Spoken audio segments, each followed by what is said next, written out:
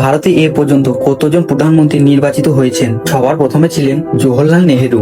তিনি 15 আগস্ট 1947 সালে স্বাধীন ভারতের প্রথম প্রধানমন্ত্রী হন। তারপর আসেন গুলজারি নন্দ। 27 মে 1964 সালে নেহেরুজির মৃত্যুর পর প্রধানমন্ত্রীর চেয়ার ফাঁকা থাকায় কয়েকদিনের জন্য দেশের দায়িত্ব সামলান তিনি। এরপর লাল বাহাদুর শাস্ত্রী 9 জুন 1964 সালে ভারতের প্রধানমন্ত্রী হন। কিন্তু 11 জানুয়ারি 1966 সালে শাস্ত্রীজির হঠাৎ মৃত্যুর পর আবারও অস্থায়ী প্রধানমন্ত্রী হিসেবে দায়িত্ব নেন গুলজারি নন্দ। তারপর ভারতের প্রথম মহিলা প্রধানমন্ত্রী ইন্দিরা গান্ধী 24 জানুয়ারি 1966 সালে তিনি প্রধানমন্ত্রী হন। এরপর আসেন মোরারজি দেশাই। 24 মার্চ 1977 সালে তিনি প্রধানমন্ত্রী হন। তারপর চরণ সিং 28 জুলাই 1989 সালে ভারতের প্রধানমন্ত্রী হন। এরপর আবার ক্ষমতায় ফেরেন ইন্দিরা গান্ধী 14 জানুয়ারি 1980 সালে দ্বিতীয়বার প্রধানমন্ত্রী হন তিনি। তারপর আসেন রাজীব গান্ধী 31 অক্টোবর 1984 সালে প্রধানমন্ত্রী হন।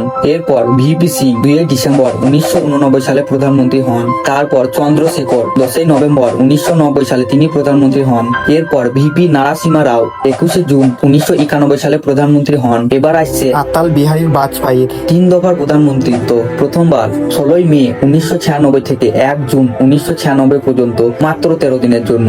দ্বিতীয়বার 19 মার্চ 1998 থেকে 13 অক্টোবর 1999 পর্যন্ত মাত্র 8 মাসের জন্য। তৃতীয়বার 13 অক্টোবর 1999 থেকে 22 মে 2004 পর্যন্ত ভারতের প্রধানমন্ত্রী হয়। তারপর এইচ.ডি. দেবেগৌড়া 1 জুন 1996 সালে প্রধানমন্ত্রী হন।